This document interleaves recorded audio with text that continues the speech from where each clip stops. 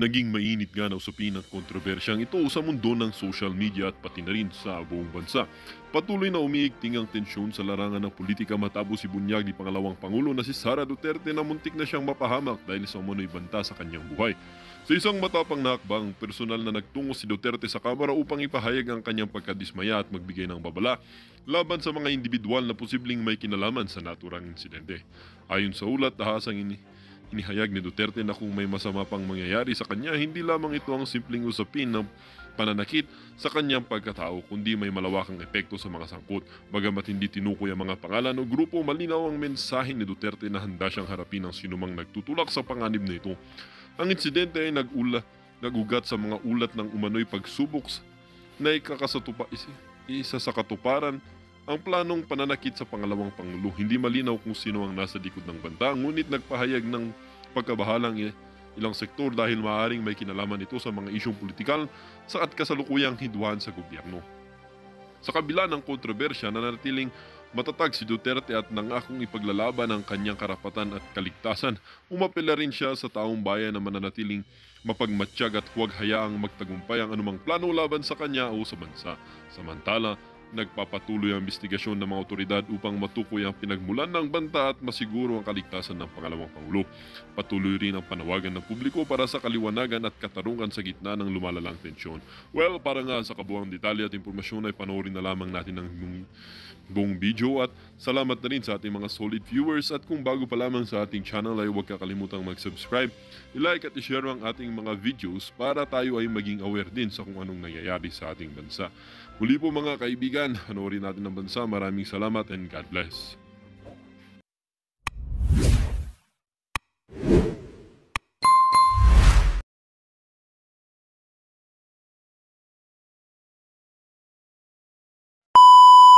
That is why it is called confidential funds.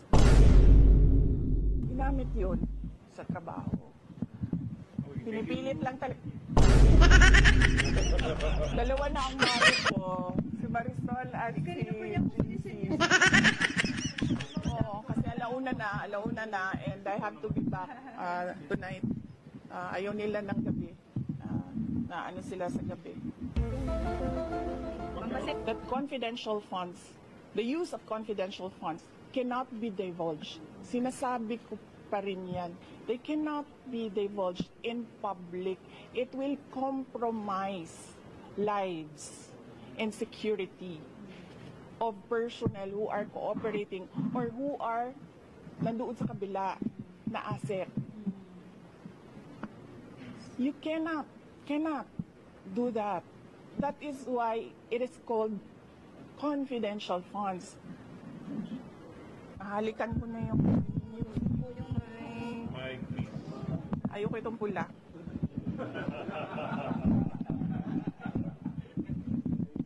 Saan galing yan? Ayun. Okay. 125 plus 500 lang yung sa Office of the Vice President. Kasi kinumpit yun. Buwan-buwan. Ang problem sa 125, binigay siya sa amin December na. And the requirement in government offices, you have to utilize money before December 31, before the end of the year. So ang ginawa, lahat ng preps in-implement. Diba? And as I said, government offices disburse millions, billions in a day. Sa DepEd, nagdi-disburse kami. Nagdi-disburse. Pumipirma kami ng cheque. Multi-million. Kung i-total mo ang mga checks araw-araw na nalalabas sa DepEd, billions. Nagbabayad kami, nagbabayad. So, bakit nila kine-question yung pagbabayad ng millions in a day? That is, part of work of government offices to disburse money every day and pay obligations. Ginamit yun sa trabaho. Pinipilit lang talaga. Dalawa na ang maro ko. Si Marisol at si GC. Oo, kasi alauna na, and I have to be back tonight. Ayaw nila ng gabi. Na ano sila sa gabi. Ma'am, gaano kahabang listahan ng mga threats sa iyo? Or sit down daw, sabi ni JC. Bye! Ako may papalang kami. Ma'am, kasi stay here, kasi pinag ko si Komisar talaga kami. May sabi kasi ng PMM nakakapagpagabalo sa ibang pieces.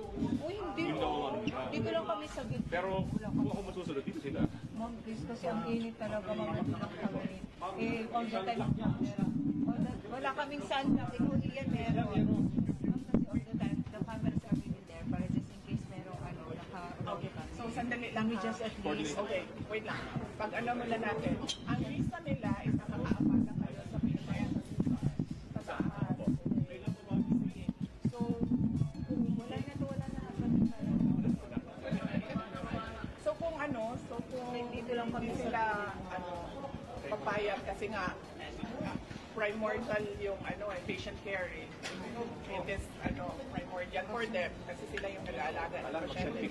Pwede ba kami mag-negotiate ng tent sa kanila? Kami lang mag-provide. Tent na lang. Mag-ano kami ng tent. Kasi double tent lang natin para dalawa yung Wala rin maiihi.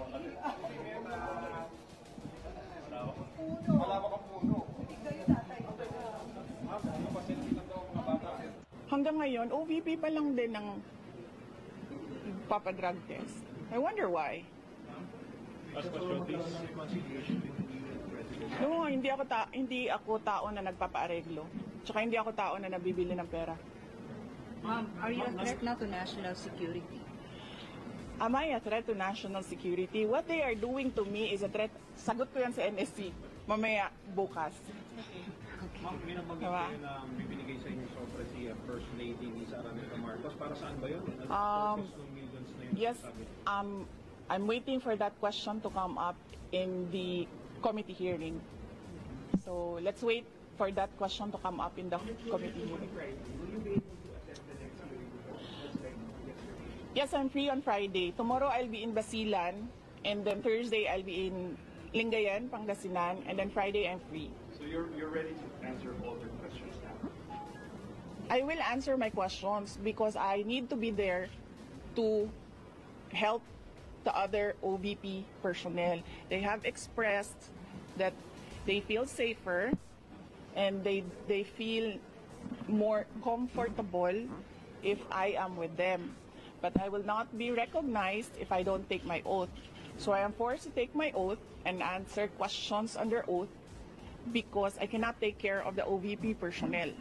But for example, to explain how 125 million pesos were spent within a matter of 11 days, or they have questions about management disease, will you explain all those or answer all those questions? Isn't it that they've been asking those questions from the resource persons, from COA, from the OVP personnel? So why will I answer again? I already answered when we sent our answers to the Commission on Audit. It was clear there that confidential funds, the use of confidential funds cannot be divulged. Sinasabi ko pa rin yan. They cannot be divulged in public.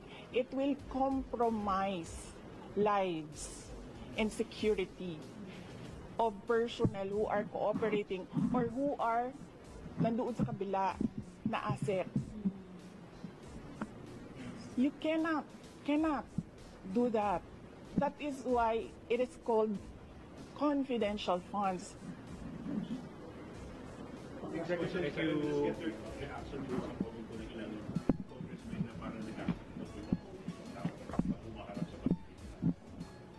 Oo, kasi tineterrorize nila. Of course, magkakasakit talaga ang tao na hinaharas mo, tineterrorize mo. Ako lang naman ang hindi nagkakasakit dahil politiko ako.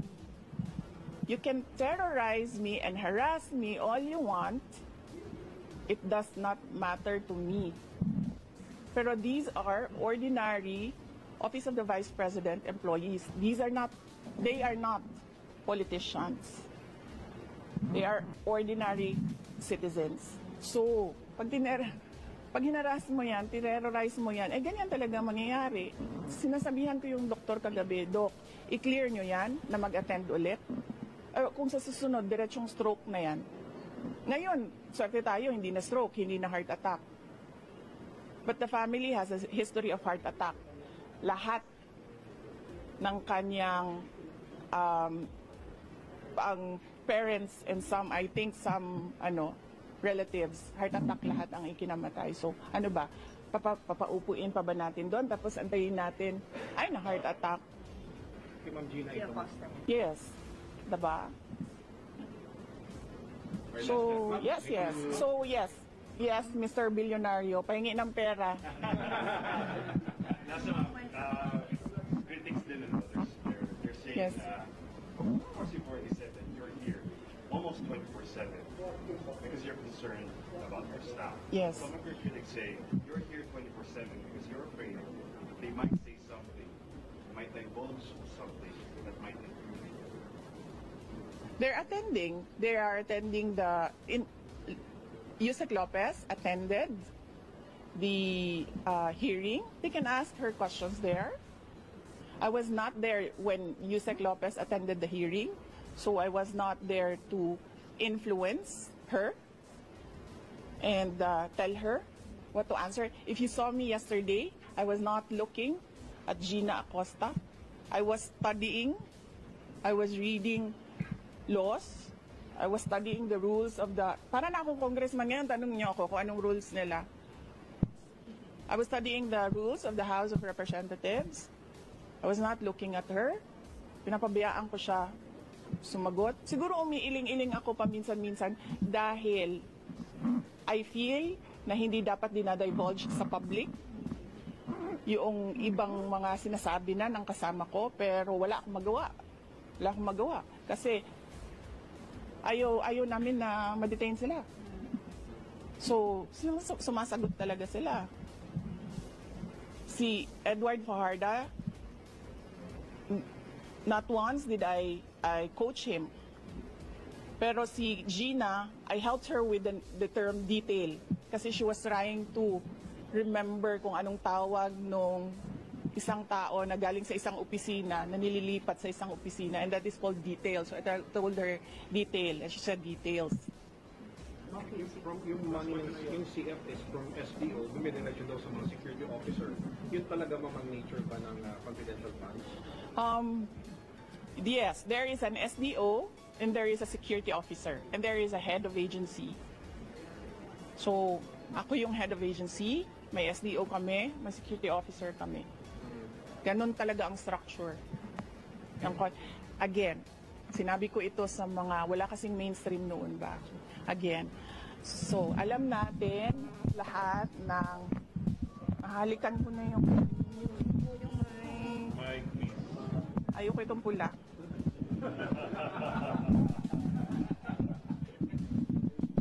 Saan galing yan? Ayun!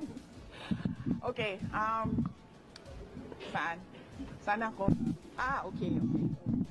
Alam nyo, diba, meron kayong mga naririnig ng akusasyon ng nakawan dito sa ating gobyerno. Corruption in government. Naririnig nyo ba na millions ang ninanakaw? Hindi, diba? Ang naririnig nyo, billions ang ninanakaw sa budget natin. Alam nyo bakit 150 million lang yon? Kasi kinompute yun kung buwan-buwan ano ang gagawin at ano ang i-implement.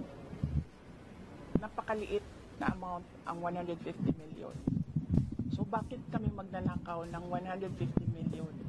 Ang nakawan sa gobyerno, billion. Ginamit yun sa trabaho. Bakit 125 plus 500 lang yung sa Office of the Vice President? Kasi kinompute yun.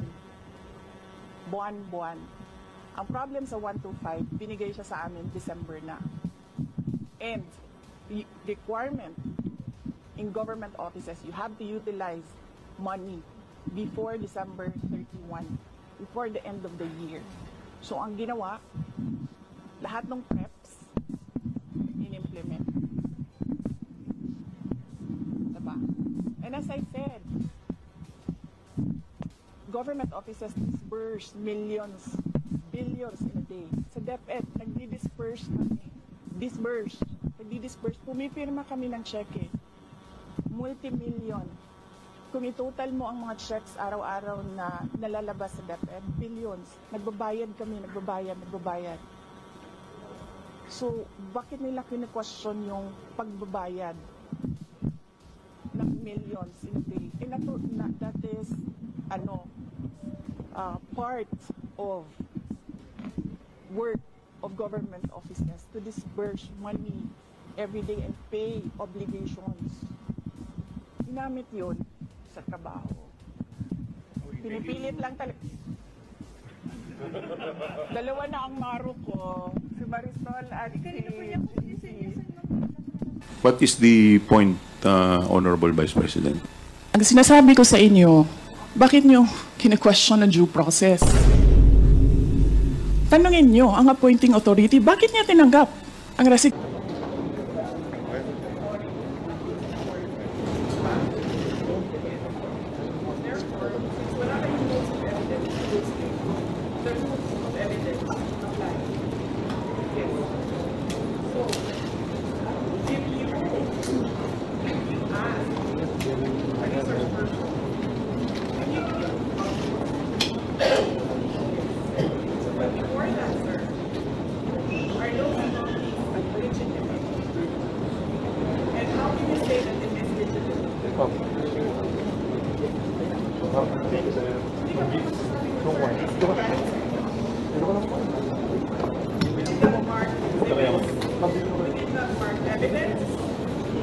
Yes, sir. But for supplementary, yes, sir. Wala kayong rules of evidence. Ma'am, dito na kayo. Therefore, the rules of court apply. Hindi pwedeng i-end. You are not the chair. I'm not the chair. You allow me to talk to you. You are not the chair. The rules of court is not the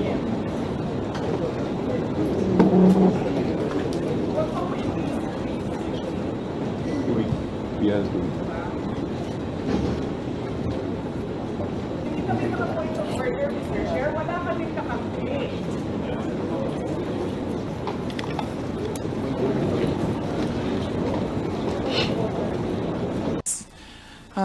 Mr. Chair, the position of Undersecretary and Assistant Secretaries and other appointed positions are positions of trust and confidence by the appointing authority. The resignation letters of the USEX and the ASEX of DepEd were accepted by the appointing authority. And who is that? Mr. Chair?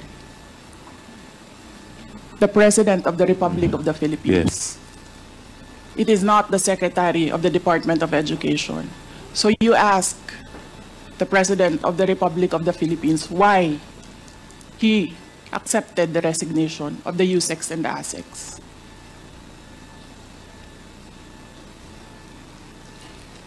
What is the point, Honorable Vice President? Ang sinasabi ko sa inyo, bakit nyo kine-question ang due process? Tanungin nyo ang appointing authority, bakit niya tinanggap ang resignation letter?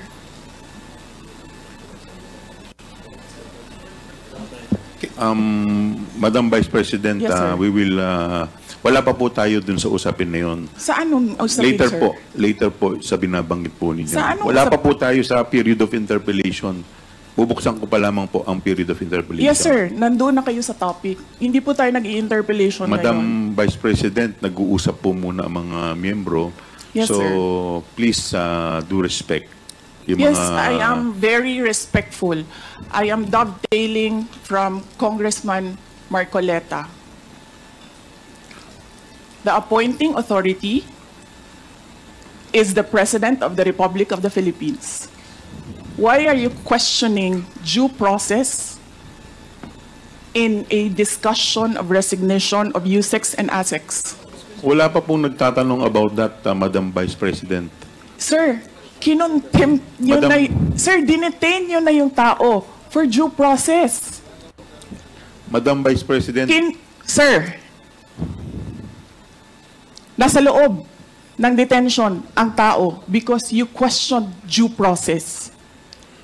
Asaan ang explanation ng due process ninyo doon?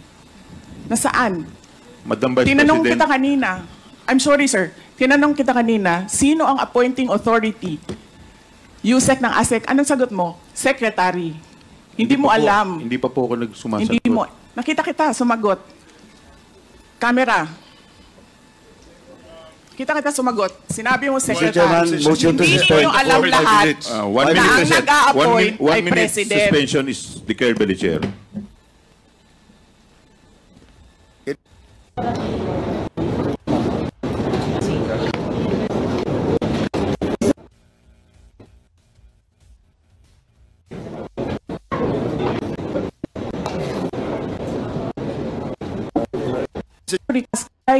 It was illegal in the first place. President. You need to reconsider that extension of your detention. It was illegal in the first place. You asked the president why he accepted the resignation. Do not ask due process. Mr. Chairman. Mr. Chair, Yes, Congressman Paduano. Congressman Nakop. Mr. Chair, Madam Vice President, if you have any question in so far as the actions of this committee are concerned, I think the proper remedy is for you to go to the court. Sir, I will go to court. Opo, pero Oo, that is pero for... araw-araw, you are depriving a person of her liberty while I await That is precisely the point, ma'am. the... If our action of detaining your chief of staff is against the law, I think the proper remedy, and I think you're a lawyer, Yes, sir. the proper remedy is to go to the court. Sir, do you really want to show the Filipino people kung anong kaalaman ninyo sa batas? Ang sinasabi ko lang po ay sundin Oo. po natin yung batas Kaya dito nga, sa sir, House. sundin natin yung Kasi batas. nandito po kayo dito sa bahay ng Kongreso. Yes, sir. Sundin natin yung batas. Why will you penalize, punish Yusek Lopez for an act of the president? Madam Vice President, that is the decision of the committee as a whole. Sana po respetuhin po ninyo. Yes, sir. Kung meron pong Okay. remedy, alam naman po ninyo bilang abogado na tama po yung sinasabi ni Congressman Acop, pwede po tayong mag-file ng relief sa Okay, court. sige, sir. Tinutulungan ko lang kayo, sir, kasi napapahiya ang Pilipinas. Ganito ba ang House of Representatives? Tinutulungan ko lang kayo.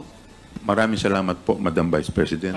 With all due respect, Yes, Mr. Chair, Congressman Mr. Chair, I move that we Deputy strike Speaker out. Yeah, I move that we Suarez. strike out that last comment said about the House of Representatives. I don't think that is warranted. Neither is it fair to make statements such as that. So move, Mr. Chair.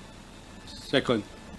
Is there any objection? Hearing none, the motion is carried. And Mr. Chairman, Yes, may Congressman we Dan remind all the Fernandez. resource persons to address the chairman kasi nakakawala po ng respeto sa committee na to kung hindi po natin i-address ang chairman. Maraming salamat po, Mr. Chair. Thank you. We will now continue to the next item in our agenda. We will now proceed to the interpellation proper. The first to interpolate is the Honorable Congressman Acop.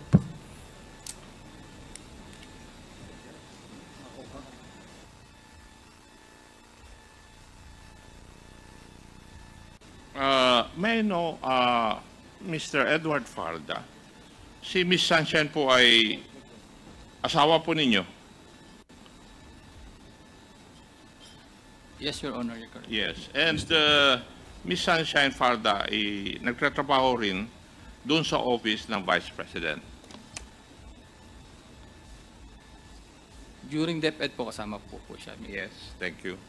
Now, Mr. Chair, para lang ma-recall po natin, si Miss Sunshine ang pinangalanan ng ating mga resource persons natin nung mga nakaraang hearing na nag-abot ng payola money sa mga empleyado ng DepEd at sinasabi niya na ito ay galing kay Vice President Sara. Bagay na bagay sa kanya ang kanyang pangalan. Talagang sunshine siya dahil paano ba naman hindi iilaw ang mukha mo pag naabutan ka ng pera? Meanwhile, si Mr. Farda naman ang pinapangalan nung nakaraang hearing na nung una ay nagproproseso ng payola money through land bank payroll accounts ng field personnel, pero due to supposed security reasons, hiningi niya ang personal ATM account numbers para doon na lang ipapadala ang payola ng field personnel, effectively bypassing the official documentation of all the transactions. In short, Mr. Farda, kayong mag-asawa ay nagtatrabaho para kay Vice President Sara. Tama po ba? Mr. Edward Paharda. Yes, Your Honor. Yes. Kayo ni Miss Sunshine ay galing sa Davao. Tama rin po ba? Yes, Your Honor. Bago kayo nagtrabaho under DepEd with Vice President Sara as the Secretary, si Miss Sunshine ay nagtrabaho for VP Sara nung siya ay mayor ng Davao City. Tama po? Mr. Paharda. Yes, Your Honor. In other words, Mr. Farda, lumipat kayo ng Maynila to serve under the office of the Vice President and in DepEd. Tama rin po ba? Your Honor, yung po kasing asawa ko nasa Manila, so kung ako po ay nasa Davao, so I decided na mag-apply po ako sa DepEd, kaya nagkasama po kami.